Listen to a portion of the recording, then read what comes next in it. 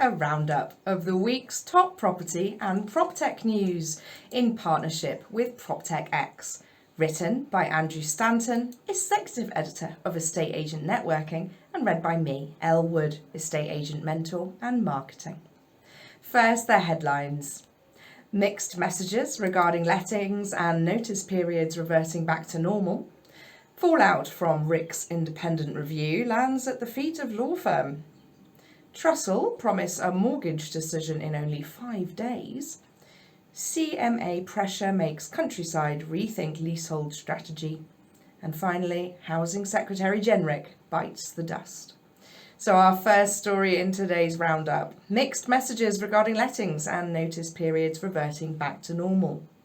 In what is seen as good news by many, as of the 1st of October 2021, the normal notice timescales or notice periods which a company serving a Section 8 or Section 21 will apply. So everything will go back to how it was pre-pandemic and prior to the Coronavirus Act 2020, which pushed out notice periods to half a year. Worryingly though, the government website says that it will keep the power to change things back to a pandemic-type footing and lengthen periods of notice if the public health situation changes, citing the 25th of March 2022 as the latest date that it has powers to do so. Are we to read into this that the cat and mouse game of being able to give notice to tenants will be starting up again in October in earnest? To start up proceedings in September could mean a slower resolution to disputes, but at any moment the hammer may come down again, as perhaps the government is sensing the need for an autumn lockdown or circuit breaker. Earnestly, we hope this not to be the case, but it is very hard to second guess what goes on behind those closed doors in Whitehall. Our second story, fallout from RICS independent review, lands at the feet of law firm. Now the RICS scandal has seen the light of day, a glut of opinion pieces and dissections are emerging. This weekend, an excellent piece in the Times picked through the independent review and said that in Alison Levitt QC's opinion, Field Fisher, a law firm based in the city, may have acted with a conflict of interest. A fuller discussion of this point is outlined in the Law Society Gazette. In the interests of fairness to the law firm, its side of things has not been fully reported on. However, it would seem that this matter will rumble on for some time, at least until a number of senior hires are in place at the centuries-old RICS institution. Trussell promise a mortgage decision in only 5 days. Trussell, an online solution recently bought out by Better.com in July, can guarantee a mortgage decision in 5 days. If they can't, it'll give you £100. Trussell is all about speed and transparency, and its service is not based upon the size of the lending that borrowers need.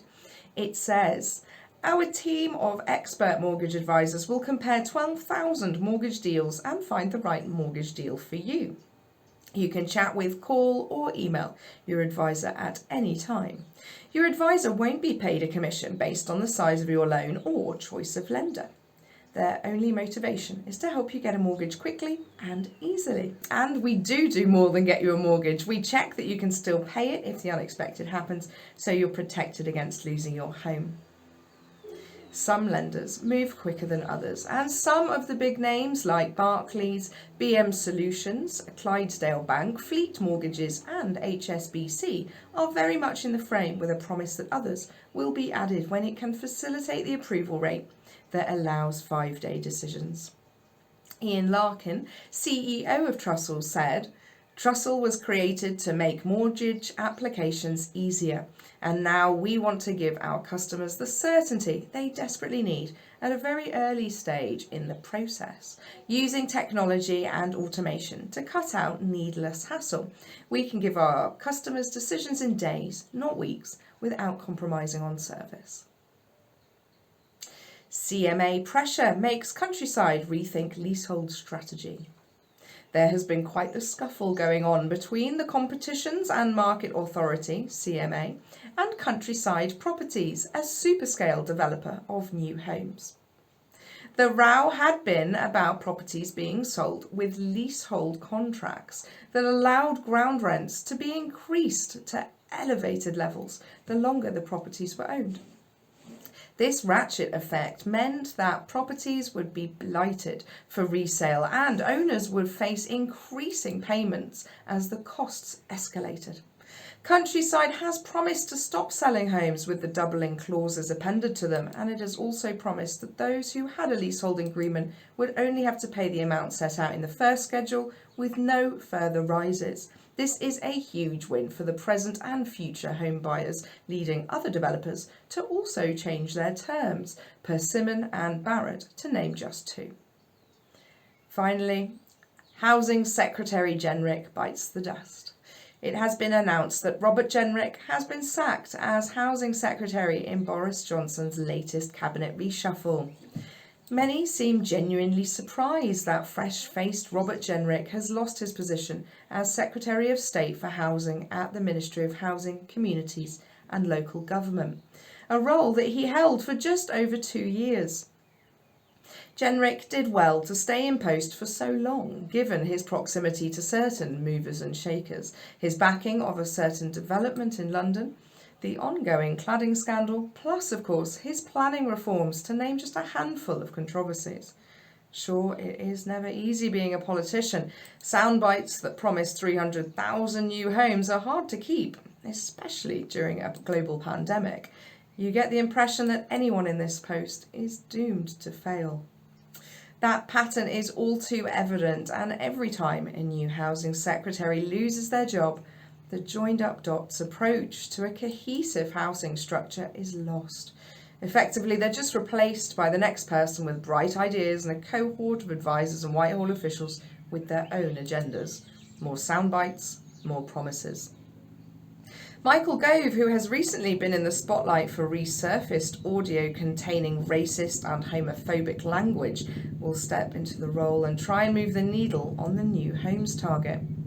Will Gove succeed? Highly unlikely. Will Gove still be Housing Secretary in 2025? It's a 50-50 call, and that is the problem. Zero continuity. If you have a view, please let us all know by emailing Andrew Stanton at editor@estateagentnetworking.co.uk. Andrew Stanton, Executive Editor, Moving Property and PropTech Forward. It's only a couple of days until Gas Safety Week is over. If you would like a video to utilise on your blog, website or anywhere else that you use media, please don't hesitate to get in touch with me, l@lwood.co.uk.